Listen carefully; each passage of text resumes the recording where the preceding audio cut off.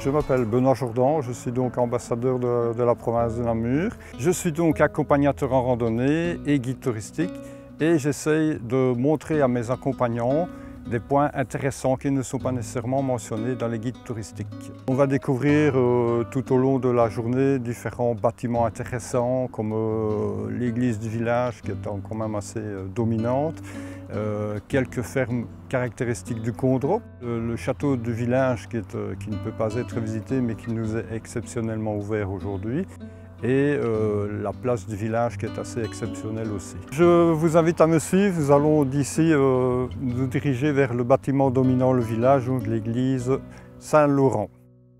Construite en 1858 à la place d'un premier édifice qui datait de l'époque gothique. En 1858, vous voyez cet ensemble immense avec un clocher qui se détache de l'ensemble. Elle a été incendiée en 1914 par les Allemands, de même que 23 maisons des environs. Cette église Saint-Laurent, typée un petit peu avec construction en briques et son double escalier. Il faut savoir que Évreuil faisant partie d'une seigneurie, le double escalier évitait, je veux dire, les polémiques pour savoir qui des notables entrait en premier dans l'édifice.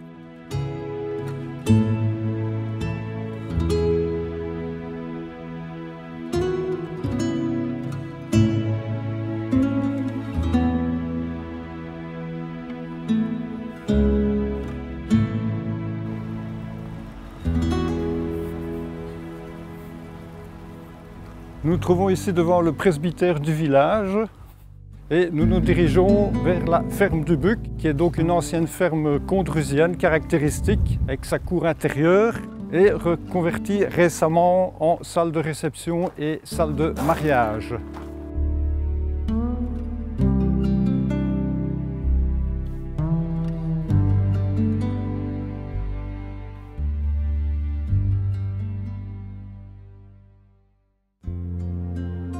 Voilà, nous nous trouvons au boulevard des Combattants, une des plus vastes places du Condro, assez arborée. Et pour nous en parler un petit peu plus, je vais donc à la rencontre de Guy Botz.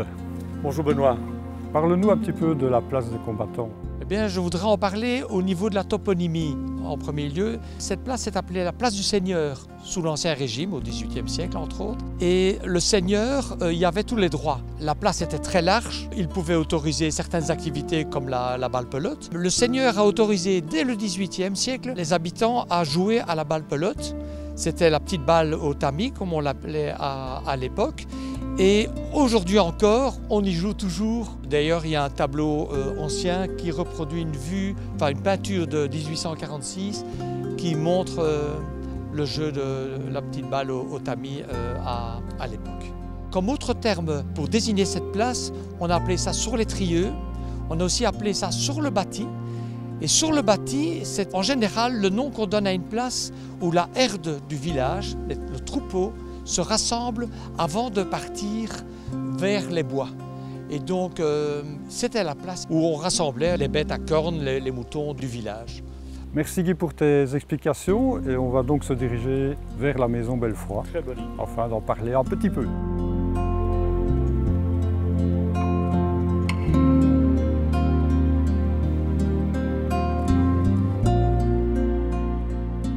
Cette maison a été construite en 1774 par François Delceau, qui était mailleur de la cour seigneuriale d'Évreuil, de Godine aussi, de Spontin. Et il a construit ça à l'époque où il n'avait pas encore acheté le château d'Évreuil, qu'il achètera en 1801. Ensuite est venue une famille alliée, c'est-à-dire les Binamé, qui occuperont aussi la Bouverie, un très beau bâtiment sur Évreuil. Et après les Binamé, ce sont les Belfroy, qui sont toute la seconde partie du 19e siècle jusqu'en 1975, au moment du décès d'Ida Belfroy, qui sera la première centenaire d'Évreuil. Elle mourra à 100 ans et demi, ici dans cette maison. J'étais très attaché à Ida Belfroy, qui pour moi était, je l'appelais ma vieille amie. Et c'est pour ça qu'en écrivant le livre sur l'histoire d'Évreuil, j'ai souhaité mettre en couverture un tableau naïf qui date de 1880 et qui reprend la maison. Il y a d'ailleurs dans le livre un autre tableau de 1846 et qui montre le jeu de la petite balle au tamis sur la place d'Évrailles. Merci Guy pour tes explications. Avec grand plaisir. Maintenant, nous allons à la découverte du château d'Évrailles.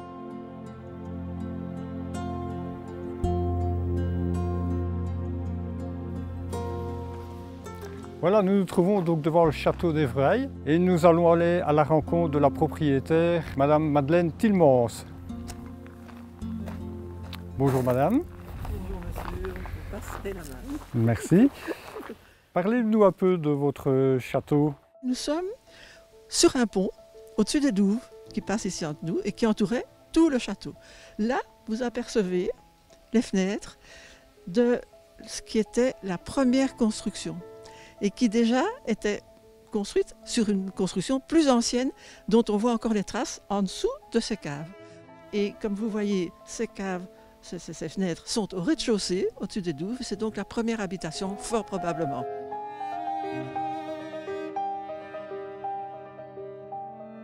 Nous sommes maintenant dans la cour intérieure du château et derrière moi, vous voyez la cour de justice parce que la seigneurie d'Évrailles avait une cour de justice où se jugeaient les criminels notamment. Il y a d'ailleurs derrière cette aile, au bord de la route, une très grosse tour qui est une très ancienne tour et qui s'appelait la tour du prisonnier depuis toujours.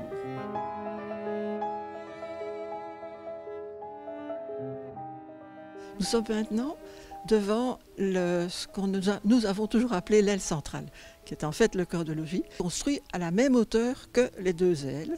Donc il y avait un niveau plus un grand grenier au-dessus. Et c'est à la fin du XVIIIe siècle, même au début du XIXe siècle, que les nouveaux propriétaires, les Delceau, ont surélevé, construit donc un premier étage et puis un grenier au deuxième. Alors derrière nous, de l'autre côté, nous avons la tour bulbeuse et la chapelle. La chapelle a été reconstituée en 1965. Quelques années après, mon père a découvert qu'il y avait donc cette trace dans le mur et qu'il y avait en plus un pavement d'ardoise mis sur tranche. Il a donc décidé de refaire la chapelle dans la mesure de ses moyens. La tour bulbeuse, que vous voyez là, est une très belle tour qu'on voit bien quand on entre et qui doit dater entre le 15e et le 16e siècle. Et qui, là aussi, on pense que probablement que ceci était une forteresse qui était peut-être un poste avancé pour poids de vache. Je vois la présence d'un puits. Quelle en est l'explication? Évrailles est bâti sur vraiment toute une série de nappes d'eau, des nappes différentes d'ailleurs. Et rien que chez nous, nous avons déjà 3 puits. Nous avons ce puits-ci, nous avons un puits de l'avant-cour et nous avons un puits dans le fond du jardin qui donne sur l'autre rue. Il y avait dans le village aussi énormément de fontaines et de puits, mais la plupart ont disparu. Je vous remercie pour toutes vos explications, madame, c'est gentil. Mais ça m'a fait grand plaisir de pouvoir vous parler d'une propriété que nous aimons beaucoup.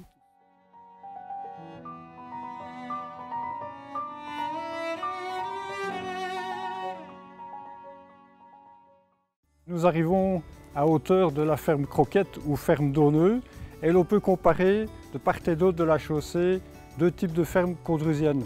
À ma gauche, une ferme de type tricellulaire tout en longueur et nous allons donc entrer dans la ferme Croquette qui est elle une ferme datant déjà du XVIIe siècle. Nous allons découvrir les principaux bâtiments.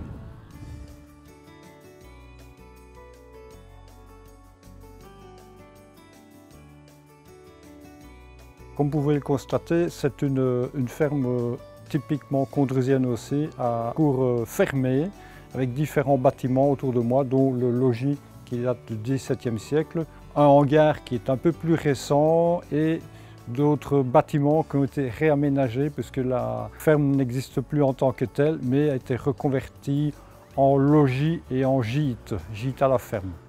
Après la visite de cette ferme, je vous invite à me suivre et nous allons découvrir le point de vue de la plaine du Moulin. Et bien voilà, pour terminer, je vais vous présenter le site de la plaine du Moulin, ici à ma gauche, avec un magnifique point de vue vers la vallée du Boc et le petit hameau de Bauge.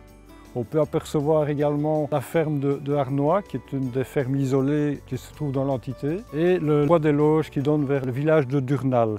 Je vous ai présenté Évrailles et ses différentes facettes, mais il y a d'autres choses à voir, par exemple les ruines médiévales de Poil-Vache, la brasserie du Boc, le chemin de fer du Boc et j'espère vous voir très nombreux, très vite et à bientôt.